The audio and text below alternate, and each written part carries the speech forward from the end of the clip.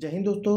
अगर आप तैयारी कर रहे हैं यूपी पुलिस कांस्टेबल की, तो मैं आपको 8 ऐसे मंत्र दे रहा हूँ, 8 ऐसे फार्मूला दे रहा हूँ जिनको फॉलो करके आप चाहें तो अपना सिलेक्शन 100% पक्का कर सकते हैं। इन आठों चीज़ को आप फॉलो करना होगा आपको, और इन सभी चीज़ को ध्यान से सुनिए कैसे कैसे ये काम आता है और क्या फार्मूला है। सबसे पहला फार्मूला है सेल्फ कॉन्फिडेंस। सेल्फ कॉन्फिडेंस जहाँ नहीं रहेगा वहाँ पे आप भर्ती में कभी किसी भी कंपटीशन एग्जाम में नहीं निकाल सकते।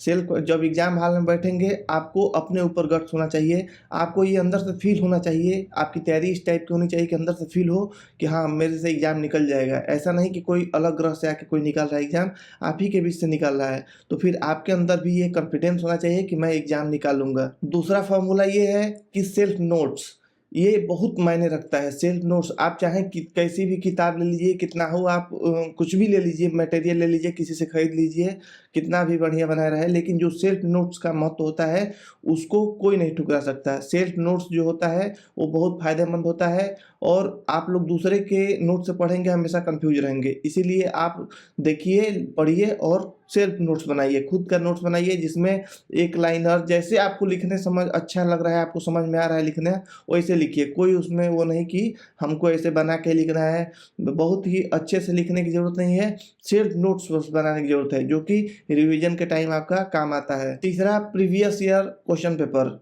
चाहे कोई सा भी यूपी पुलिस का एग्जाम दे रहे हैं, या होमगार्ड का दे रहे हैं, या यूपीएसआई का दे रहे हैं, किसी भी चीज़ का दे रहे हैं, प्रीवियस ईयर का अगर नहीं देख रहे हैं तो फिर आप हवा में तीर मार रहे हैं।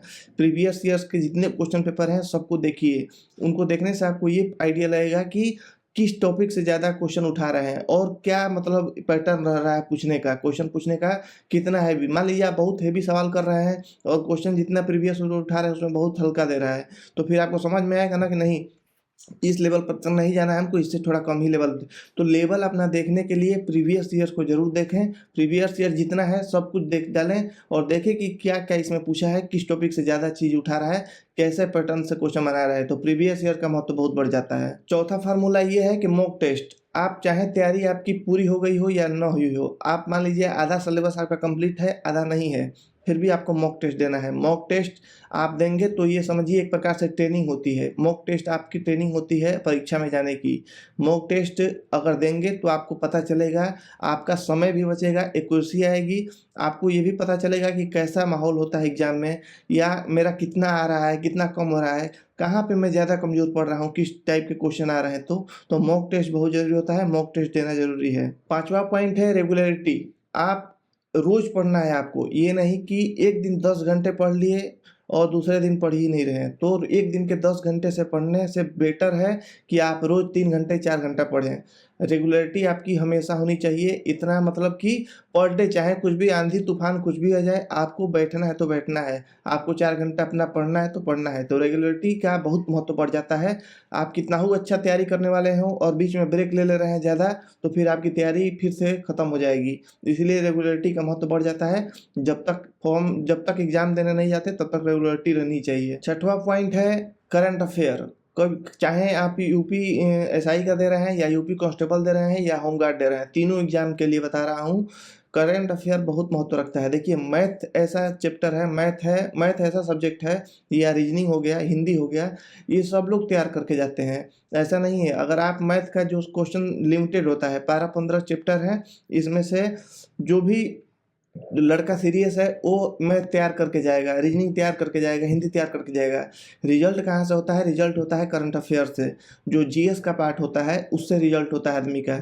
आप जितना उसमें ज़्यादा पढ़े रहेंगे तो सबको बीट करेंगे। आप उसमें एक नंबर ज़्यादा लाते हैं दूसरे से, तो मानिए कि आप दसों पचासों हज़ार लड़कों से ज़्यादा ऊपर आ गए एक नंबर से, बस जीएस वाले से। मैथ में 35 नंबर 40 नंबर का होता है, तो 35 नंबर है तो सब लोग 35 नंबर करेंगे, मतलब 35 नहीं तो 30 तो सब करेंगे ही, आप भी करेंगे, लेकिन वहाँ से रिजल्ट नहीं होगा। रिजल्ट होगा आपका जीएस से, तो जीएस पे विशेष फोकस रहे आपका। सातवां पॉइंट है कि ऑनलाइन क्लास पे कम ध्यान देना है। लोग क्या करते हैं, एग्ज़ाम टाइम आने वाला है, ऑनलाइन कोर्स खरीद के या यूट्यूब पे जाके लेक्चर सुनते हैं।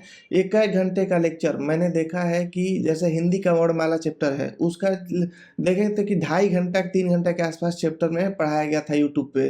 बढ़िया सर जो पढ़ाते हैं उनकी गलती नहीं कह रहा हूँ मैं, वो बढ़िया पढ़ाते हैं, लेकिन वो कांसेप्ट के लिए रखिए बस, हल्का-फुल्का कांसेप्चुअल देखिए और उसके बाद से सेल्फ स्टडी पे ध्यान दीजिए।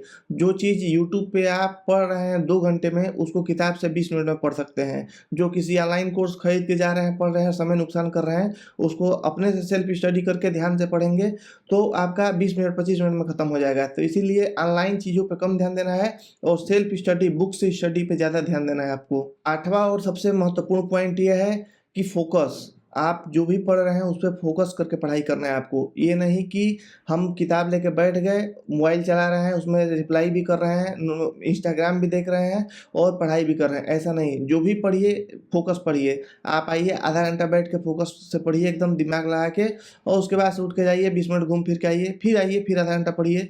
तो जो भी पढ़िए दिमाग में रखिए, एकदम फ़ोकस करके पढ़िए। मोबाइल को अपने से दूर रखिए, नोटिफ़िकेशन ऑफ कर लीजिए या मोबाइल ऑफ कर लीजिए और तब पढ़ने बैठिए। कोई डिस्टर्बेंस नहीं, जितना पढ़ रहे हैं उतना बिल्कुल एकदम फ़ोकस के साथ पढ़ाई करिए। अगर इन 8 फ़ॉर्मूला को आप फ़ॉलो करते हैं, आप इनको अपने जीवन में उतारते हैं, तो निश्चित रूप से मैं बता रहा हूँ कि आपका रिज़ल्ट हो जाएगा और इसी यूपी पुलिस का एग्ज़ाम आया है, इसी में रिज़ल्ट हो जाएगा। एआईआई होमगार्ड का रिज़ल्ट आया है, उसी में हो जाएगा। अगर आप इन 8 चीज़ को ध्यान से अगर देते हैं और अपने लाइफ़ में उतारते हैं तो।